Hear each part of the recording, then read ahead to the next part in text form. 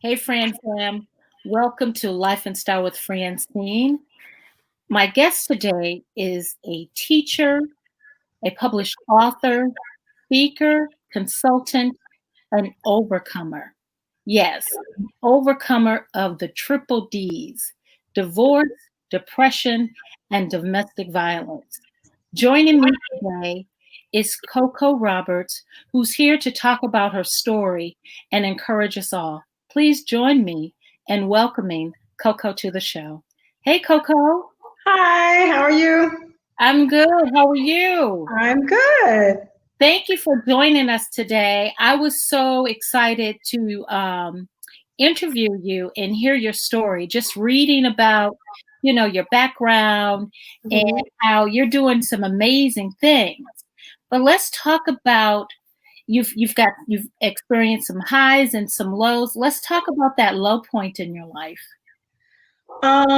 So a couple of low points, but the low point of domestic violence is he didn't do a lot of hitting. He did a lot of choking. Oh, Um, because of his profession, I guess he didn't hit, but the choking was um, a lot. So now in my life, I don't like anybody to like really touch my neck.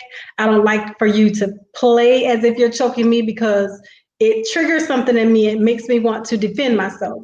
So I don't like people to touch my neck. I never forget the last time that he choked me. For some reason, it was during the day. We were arguing about he was out somewhere with the car or something. I don't even remember, but I was in the closet getting dressed for work.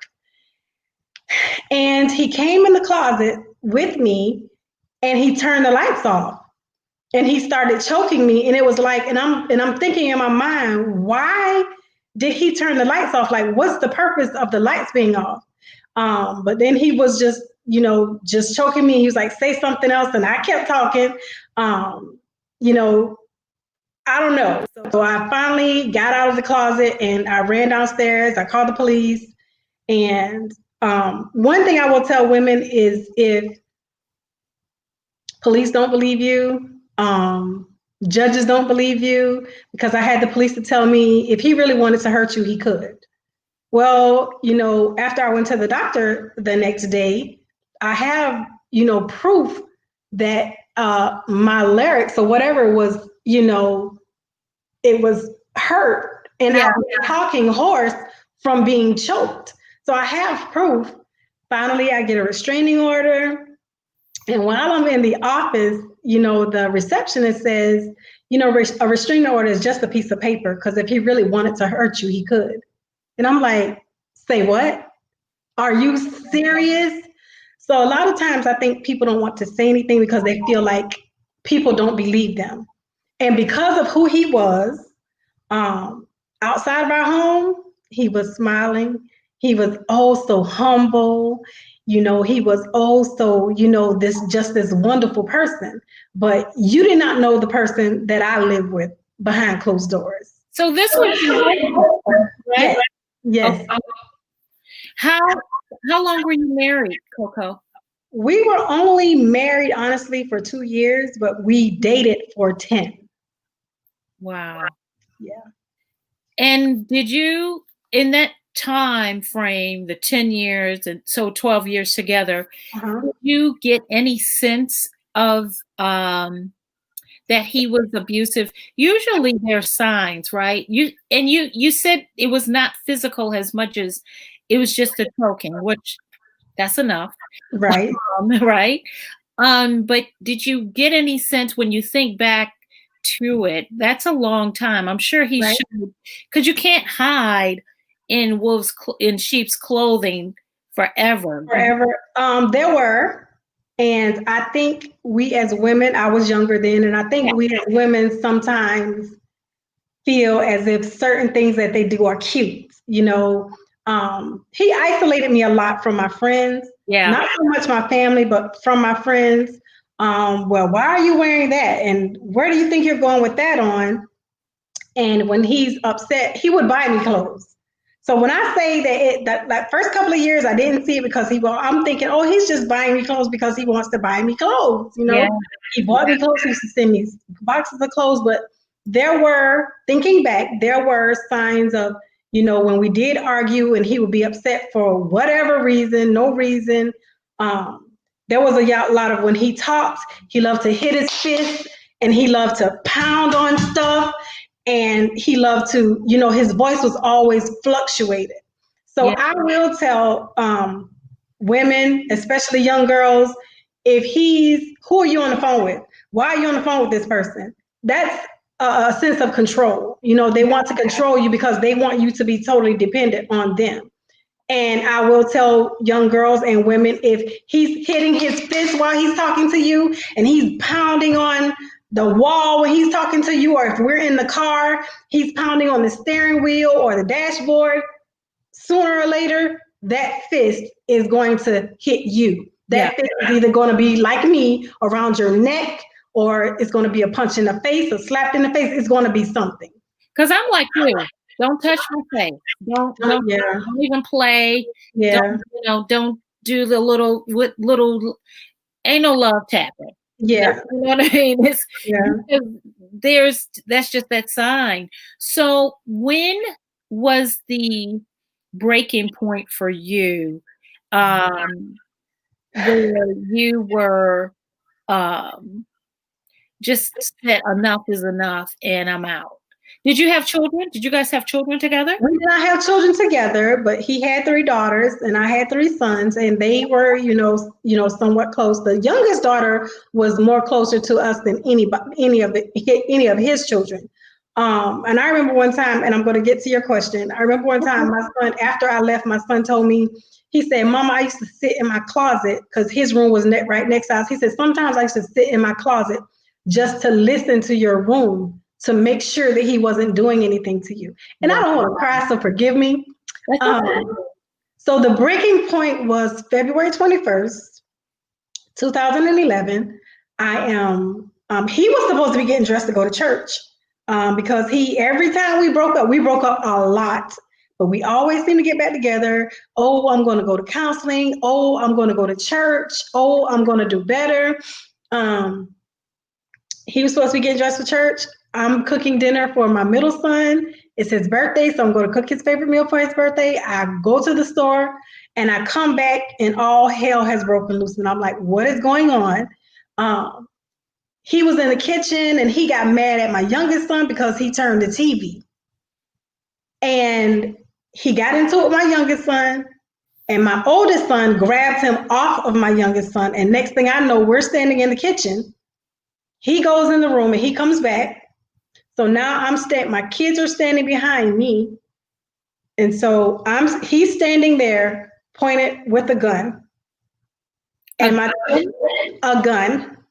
So I'm standing between my children and him with this gun in my face. And my youngest son was like, Mama, we don't have to take this. We can all just take him. And I'm trying to push them out of the door. And at this time, my nephew was living with me as well. Sure. So I was like, please just go outside and around the side of the house and just get them out of the house. If he shot me, okay, but I didn't want anything to happen to any of my children. Sure. So, right. So I was pushing, and we had a dog. And the dog's name was Light, and I never get the dog. And I was pushing my youngest son out of the door, and so my youngest son and the dog were really close. And when I pushed my son to get out the door, the dog jumped up and bit me in my back, and I still have that scar. I still have that scar to this day. So that was the breaking point. That was it. I don't care if you say you're going to change. I don't care what you say. This is not it. And I would never put my children in harm's way, because if I had stayed there, somebody was going to die. Yeah. And, my children at that time were, I think Darius the oldest was 16, 14, and 12. And boys are protected. I have been through a lot in my life. So now my children are getting older, and they see, what's going on. And I would never put my children in a position to either he hurt one of them or all of them hurt him. Sure. So it's time to go. Got a restraining order again. I leave the house and I move in with his sister. Me and her are still close to this day. He does not talk to her to this day because he told her that she should have never took me in. He said, "You're my family. You should have let her go to a shelter. You should have let her and her children go to a shelter." And she said, "No, because I know you and I know the type of person you are. So no, I'm not letting them go to a shelter." So he still does not talk to her. He did try to come back. He showed up at my job one day with flowers. I want my family back. I'm sorry. I'm not going to do this anymore. And I threw the flowers in the trash. Like I said, no. He said, "So you're not going to talk to me?" "No, I'm not." Sure. Like, that's it. I cannot. We've been going back and forth with this for years. I cannot do this anymore. No. And so, of course, I know his friends, but I don't know his friends. And the friends that we had in common, everybody sided with him because he said that I was an awful wife, that I allowed the children to disrespect him. And if you know me, that's not what I do. Sure. So that was it. We went to for the restraining order, and the judge asked me how long I wanted it for. I said forever. I never want him to be able to contact me.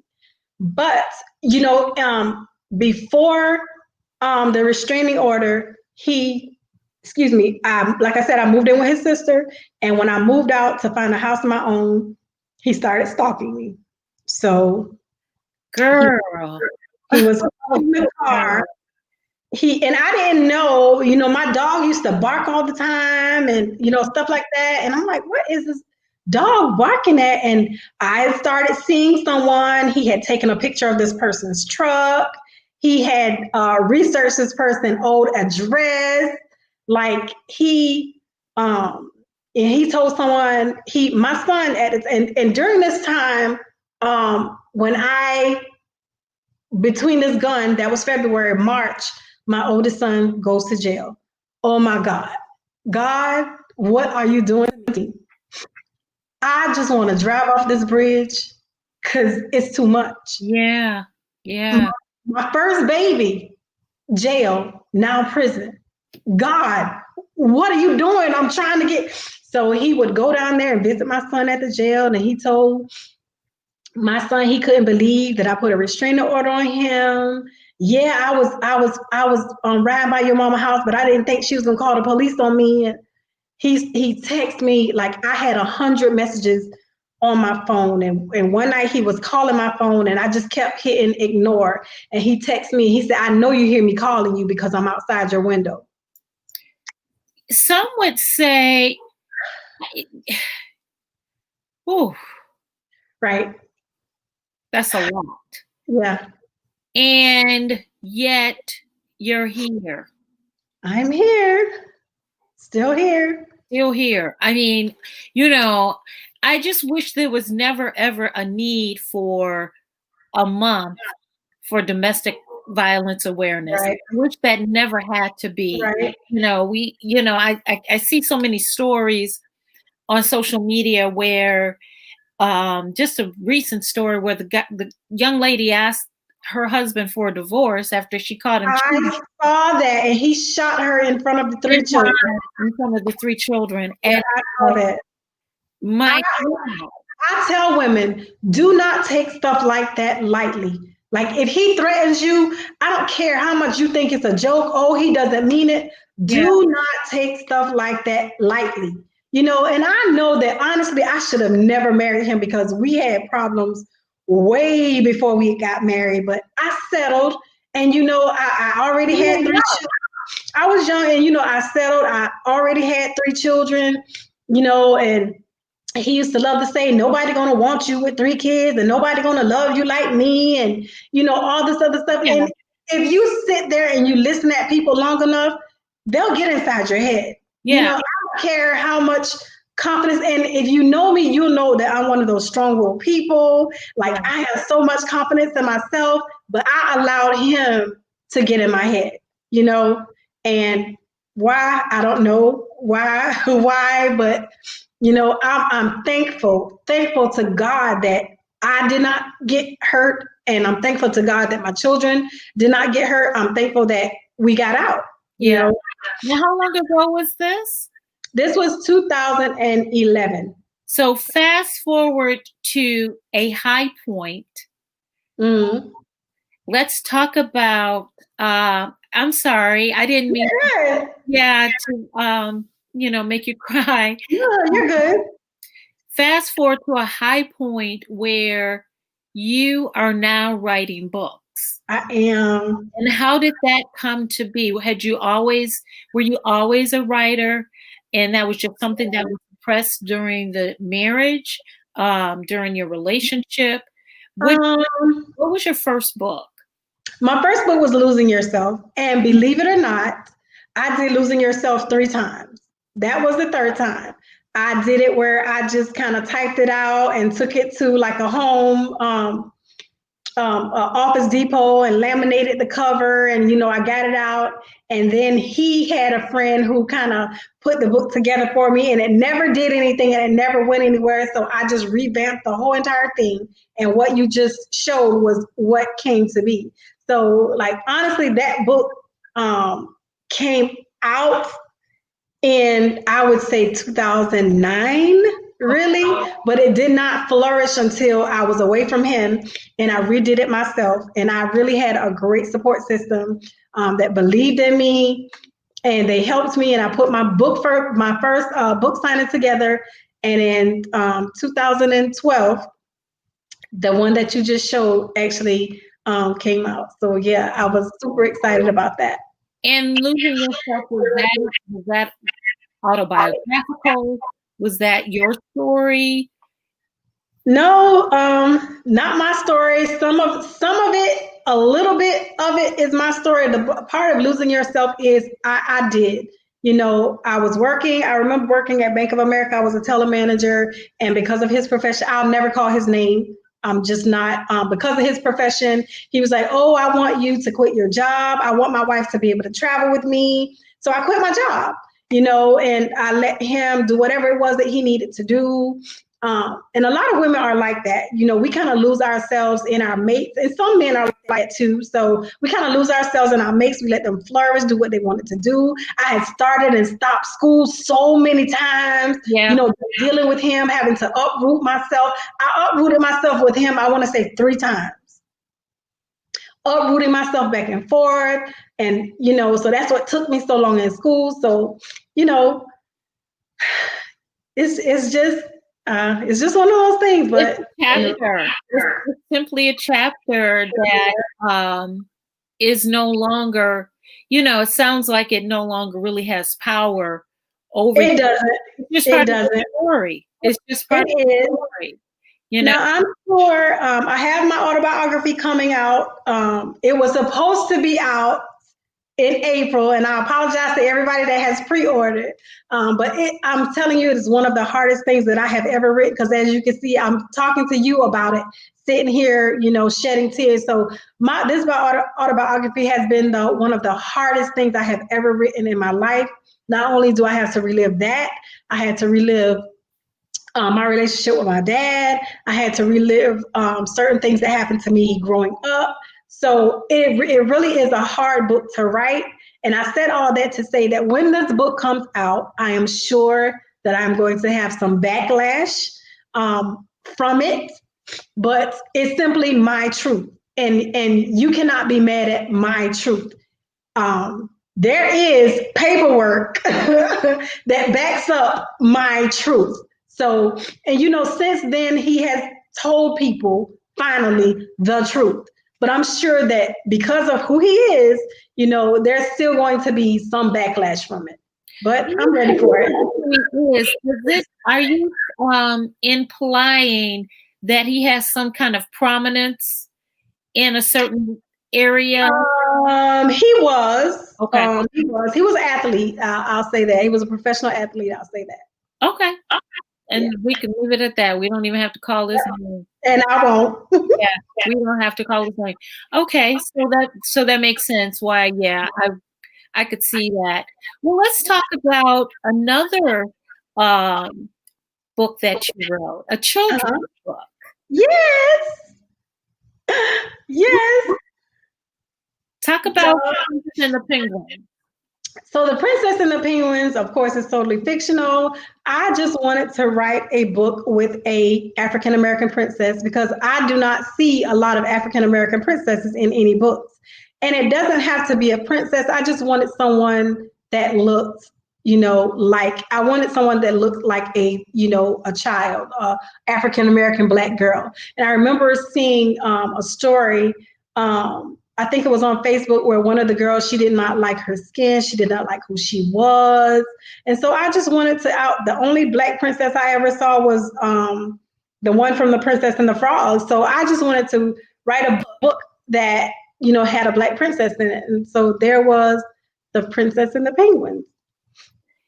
You know what? I have to acknowledge some of the comments. Just so you know, telling your story also frees someone else. And I know we don't necessarily want to go through any kind of trial or tribulation so that someone, Right. it's like, oh, well, God, could there have been a better way? Right. Latavia says, hold on, here it is. Wow, thank you for sharing your story. This strength is in sharing. She says, you're losing yourself. Awesome book. Daphne, so many triumphs, trials, and tribulations has made you stronger. Thank you. Mm-hmm. So, Sharonda Roberts says, thank you for your bravery. That must be a relative. Uh-huh.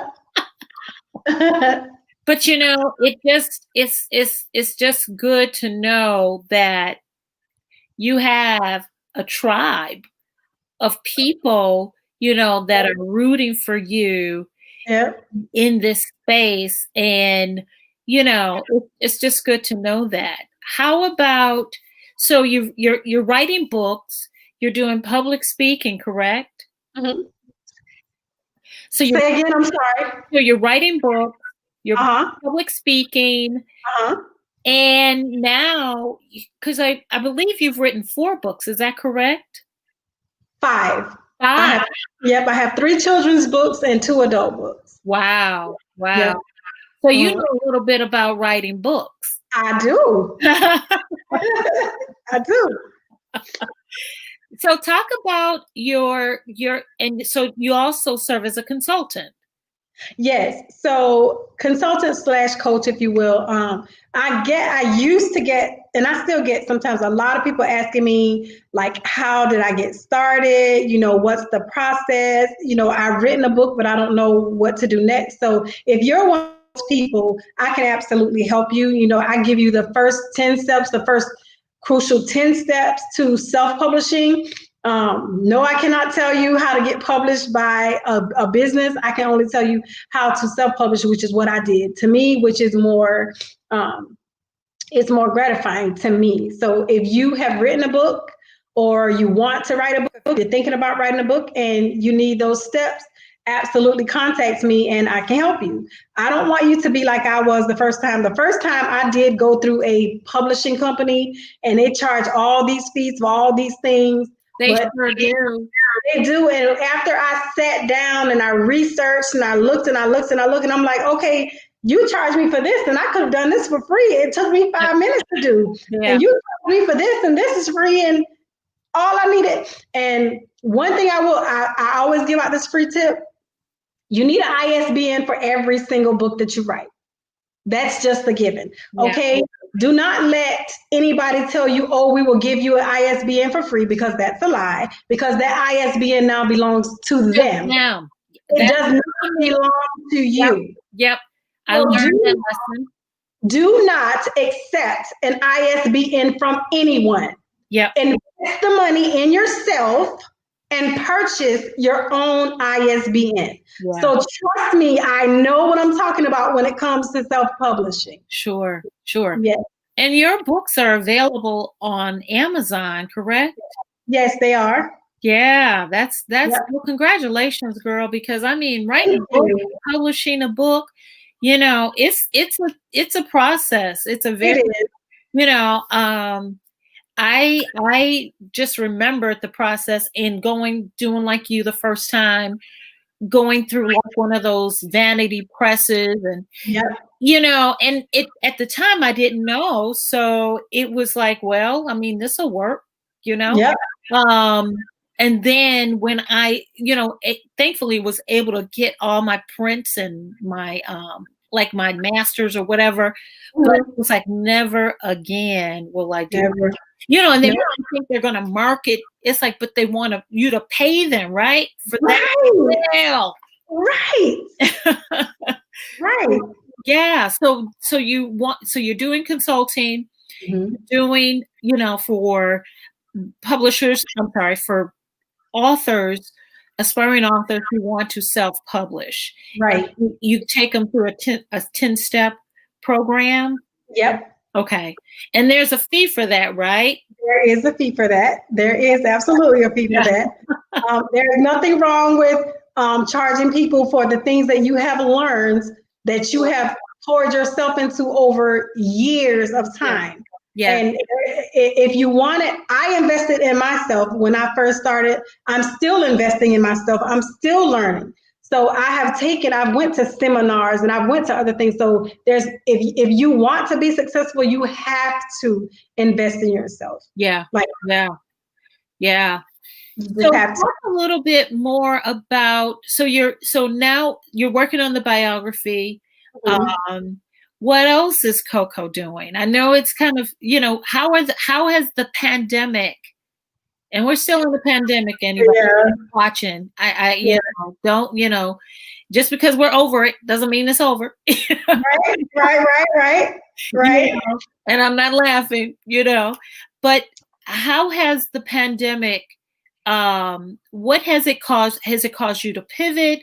What are you doing currently, Coco? When the pandemic first started, I was working. I had three jobs. I was working at a grocery store. I was teaching English online, and I was still doing my books. But during the pandemic, I let the other two jobs, other than my books, go because I'm also currently in my master's program for clinical mental health. Nice. Yeah, so I let those two jobs go, and I was trying to figure out because mostly my book sales came from in-person sales. I did a lot of events, I did a lot of vending. And so, of course, when the pandemic hit, nobody was doing anything. I couldn't go into the schools and read to the children and sell books. I couldn't go to vending events and sell books and T-shirts or anything. So I was trying to figure out how I could transition from in person to online. Let's just say I never quite figured it out. Yeah. Yeah. But I just kept busy with school. I did a lot of home projects, and I'm just, trying to take life as it goes because life is truly short. So many things are happening. So I just try to stay positive, and it's not positive and it's not glamorous every day. Um, I still deal with depression, but it is what it is. Those days that I'm having a bad day, I just take the day and then I try to get up and keep going. You deal with depression. What do you do for self-care? I finally got a bike because at Nice. one time I couldn't find a bike. So now I have a bike. I go bike riding. I love, love, love being out in the yard. People think that I'm so prissy. I am, but I love being out in the yard. So I love being outside doing my lawn. Um, Whenever I can hang out with my friends, I do. I like hanging out with my sister, but of course, she's scared to death of the pandemic. I love you, Deb, Yeah. but she's Yeah. not going anywhere. So, when this is all over, we went to the beach. So I'm just trying to do anything really to, Sure. for self care, just to keep busy. And you do have a website if anyone wants to contact you regarding consulting or purchasing your books, correct? I do. And what's the website? It is CocoRobertsBooks.com. And it's Okay. books with an S. Yes. Okay. Yep. Well, Coco, I certainly appreciate you being here to share your story and to encourage us all. You know, Yeah. someone might be going through something and, they see the signs, and we all, we've been there where we've Right. done something or we've taken somebody back Right. one too many times, Right. to know that nobody is alone. And it's just good to hear your story because it encourages someone else, to make that move, eventually Yeah. make that move, and know that they're not alone. So They are, and a lot of women feel that it's women feel like if I leave, I don't have anybody or nobody, and especially women that we hide them, like we don't tell anybody what they're doing or who they are. So a lot of women feel like if I leave, I'm weak. I gotta stay here and I gotta make it work. No, and especially if they have children, I don't want a broken home. You're doing those children a disservice by staying somewhere where someone is not treating you good, yeah, more or less treating them good. You are stronger if you walk. yeah, You're much strong. You're not weak if you stay. I mean, you're not weak if you stay, but you're stronger if you walk yeah. because you have to love you more than anybody else in this world. You got it. You're right. You're Yeah. right.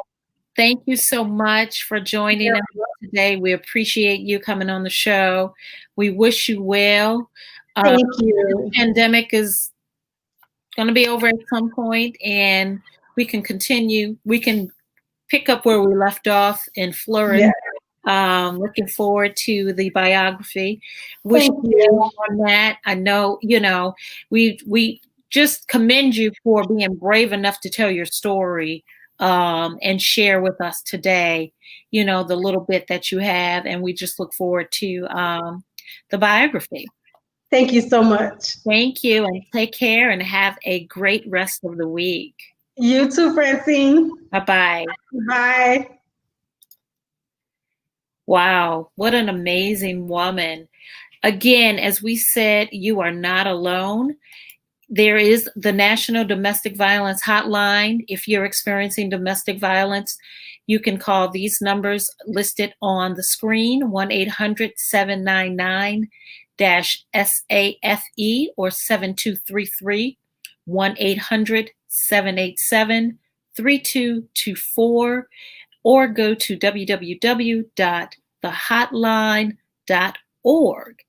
And if you'd like to be a guest on the show, drop us a line at lifeandstylewithfrancine@gmail.com. You can follow us at Francine Walker TV on Instagram. And you can like our Life and Style with Francine Facebook page. And also, don't forget to like and subscribe to my YouTube channel, Francine Walker. Until next time, have a wonderful evening.